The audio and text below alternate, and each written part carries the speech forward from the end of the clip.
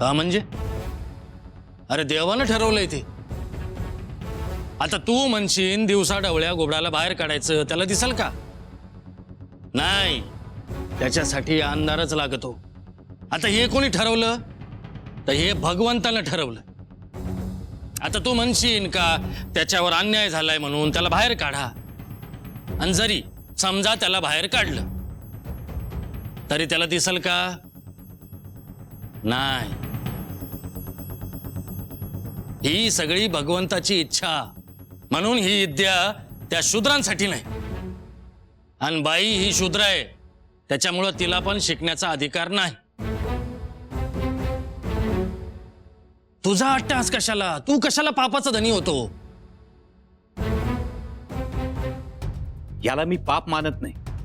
तू जरी याला पाप मानत नसला तरी बी ते पापच आहे. सोनारानं काय करायचं, लोहारानं काय करायचं, मडकी कोणी घडवायची हे तू ठरवायचं नाही. हे तो भगवंत ठरवणार. शूद्रानं गाव नदीतल्या वड्यातल्या सगळ्यात खालच्या भागातलं पाणी भरायचं. कसायानं बकऱ्याच्या मानेवरून सुरी फिरवायची. गारोड्यानं पुंगी वाजवायची आणि गोंधळ्यानं गोंधळ घालायचा. हे सारं इथे लिखित आहे. पिढ्यानपिढ्या आपण असंच करत आलोय. आणि मला सांग, बाकीच्यांना त्रास नाही तर मग तुला कसली अडचण? अरे देवाच्या करणीला तुझा विरोध का? अहो ही देवाची करणी नाहीये.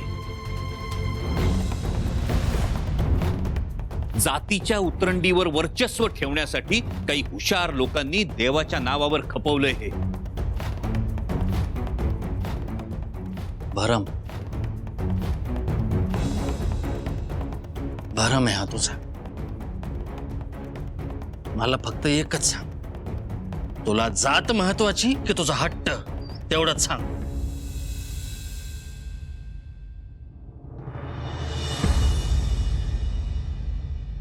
एकच गोष्ट महत्वाची. सत्य, सत्य, सत्य.